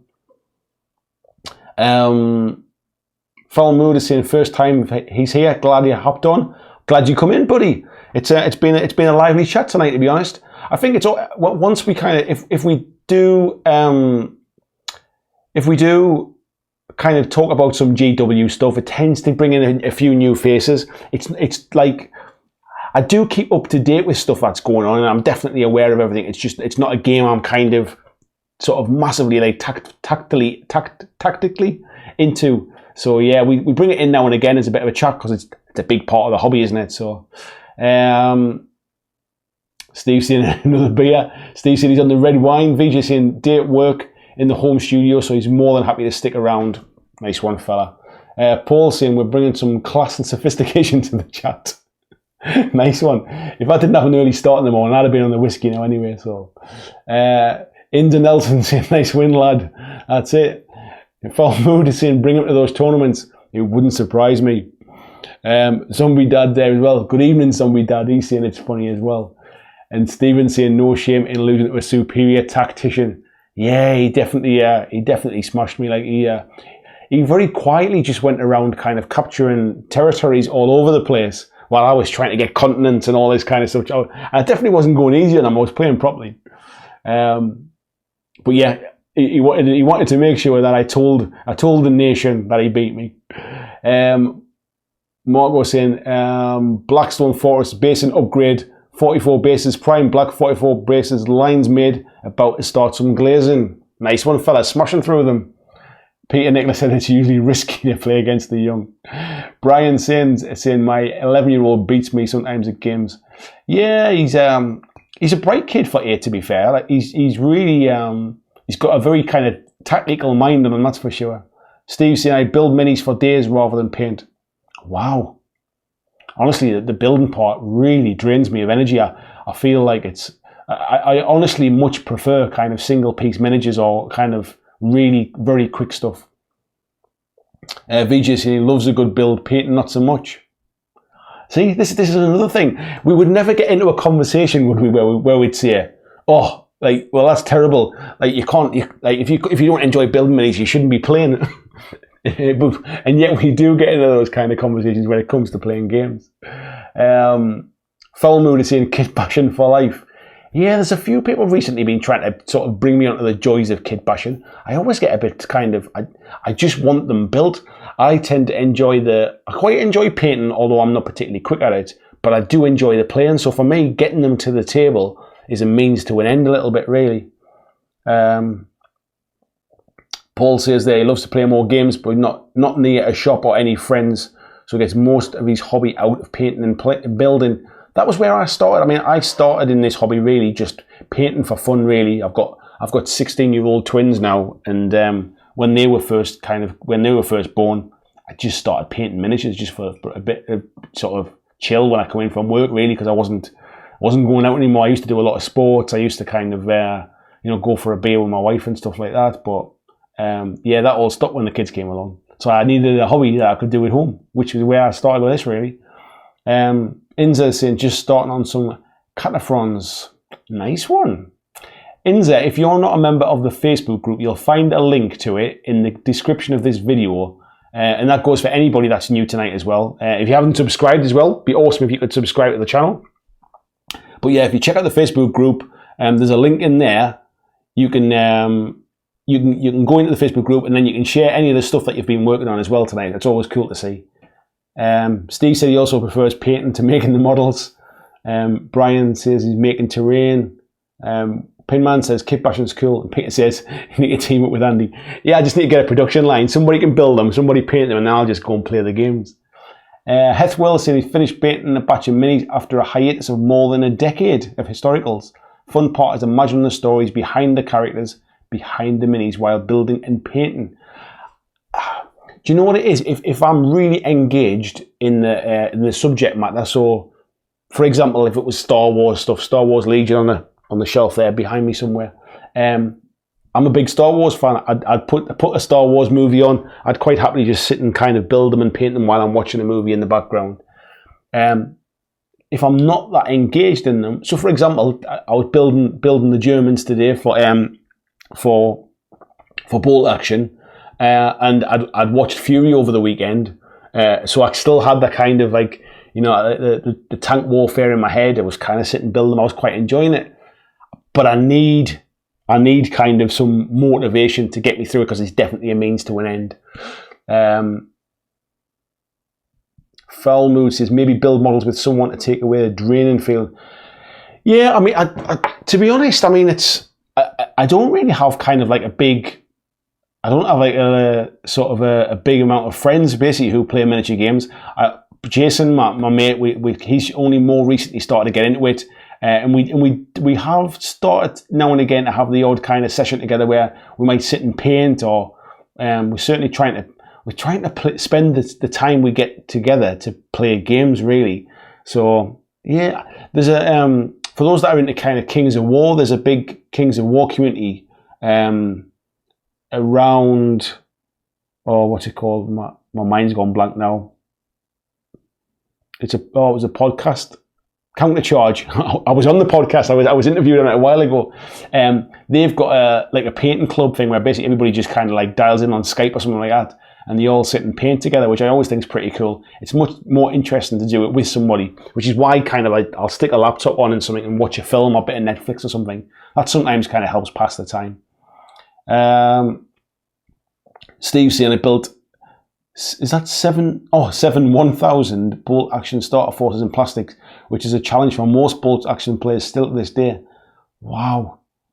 God knows how many points I've built, mate. I think I've built about 12 Germans at the minute. Pinman there saying the Facebook group is also cool. Thank you very much, buddy. Good to have you on board. Brian saying painting Storm Raven right now, taking all week to build and paint.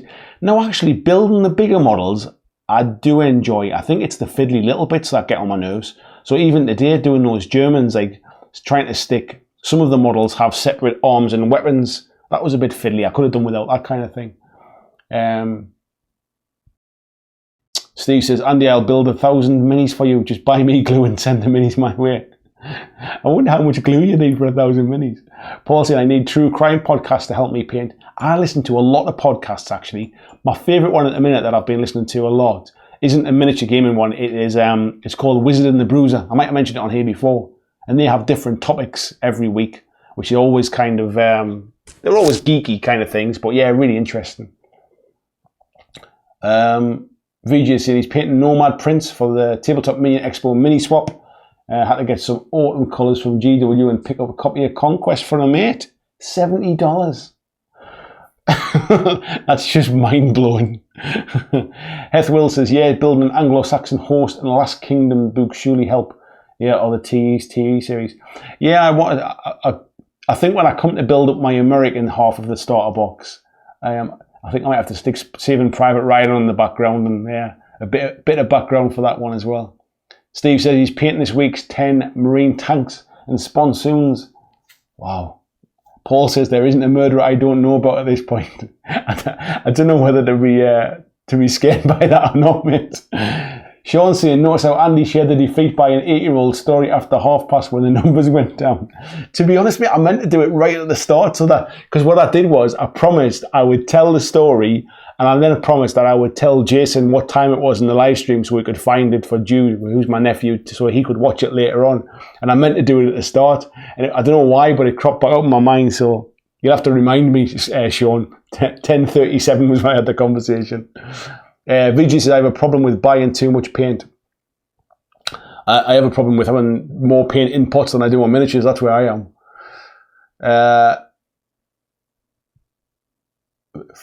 Foul mood saying, sounds good. Pete saying the 8-year-old was in bed. He'll have been in bed at 9 o'clock when I started. That was why I just had to remember what time I said it. Damn it, Hans, why couldn't you be bigger?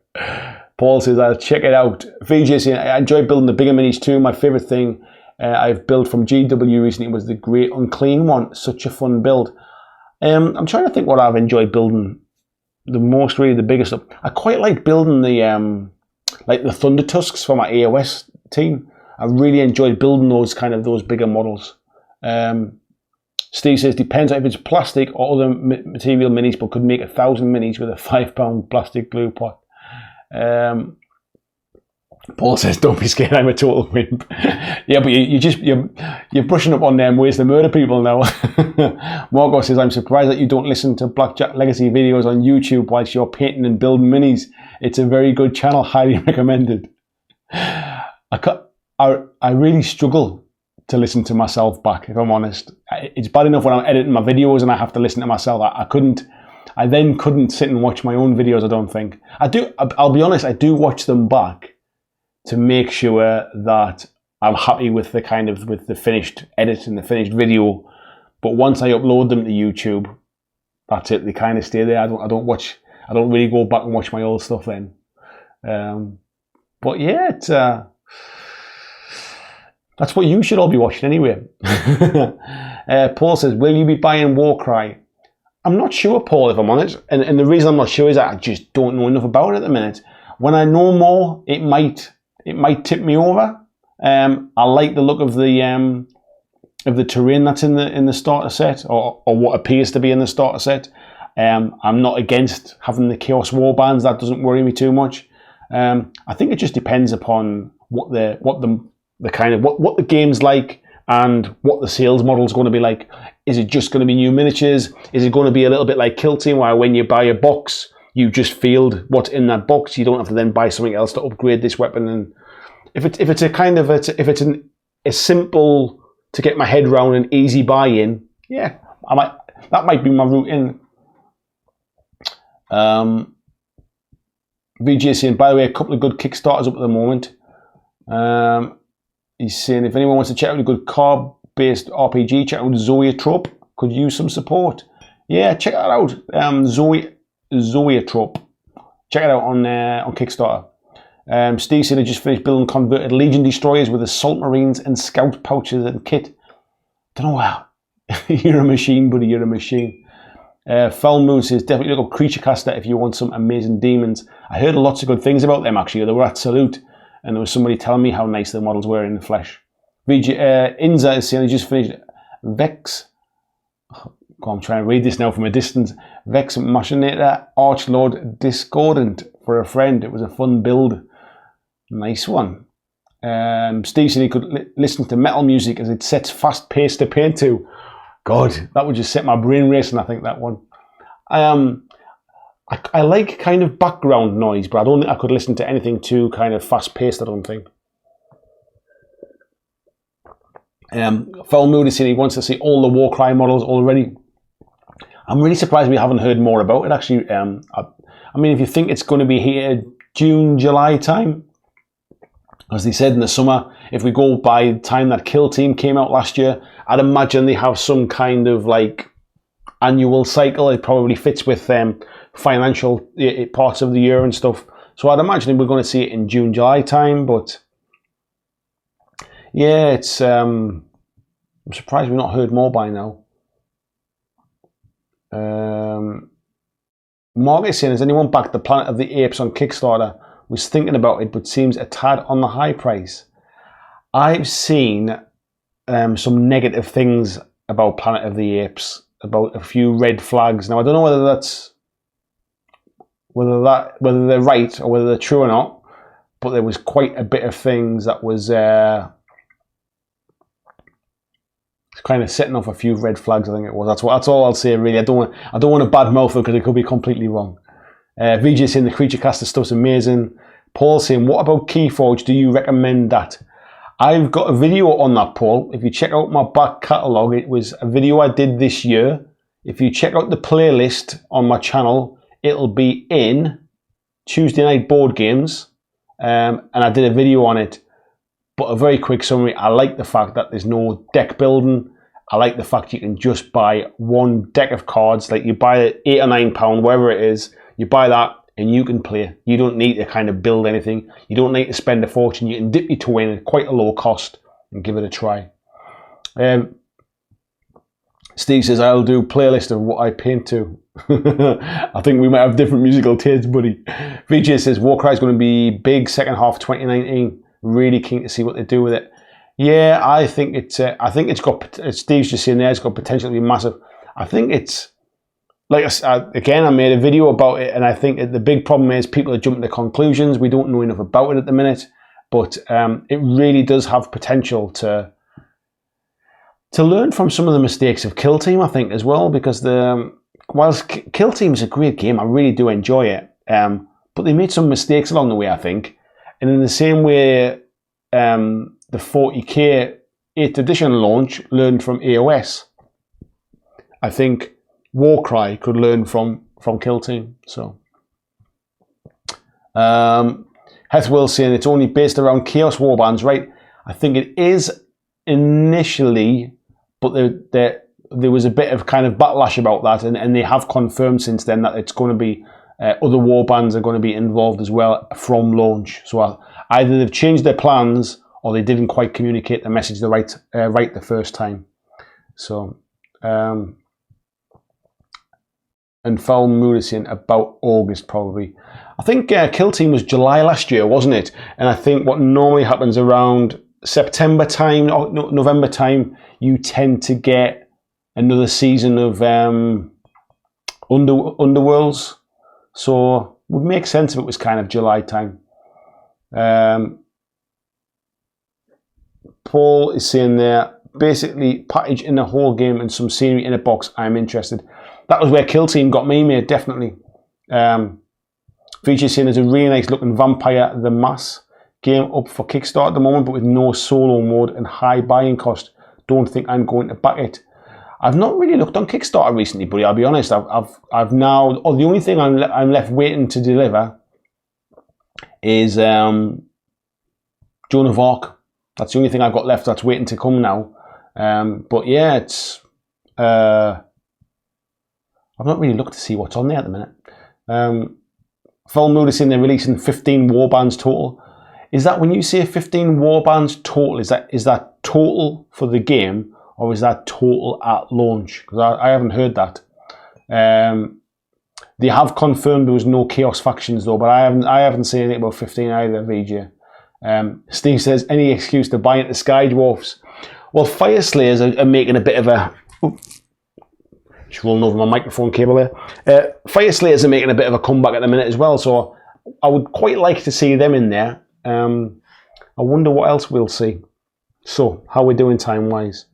We're coming up to 11 o'clock now. So once we get to 11, I'm going to call it a night because I've got an early start for work in the morning. Before we do wrap up, and I will chat on till 11 o'clock as well, but I just want to thank everybody for coming in. Really enjoyed the chat tonight. It's been keeping it flowing. It's been really flowing, and I apologise if I've missed anybody coming into the chat. I apologise if I've missed any of your comments as well. But yeah, we've got a bit busier than I'm used to tonight. Paul is saying, do we think Kickstarter will last indefinitely? I think, Paul, that there's no signs of it slowing down. The only thing I think at the minute is there is a company that has had their Kickstarter stopped, and they've had it stopped because they've got, the rumours are it was stopped because they had too many outstanding Kickstarters that hadn't shipped yet.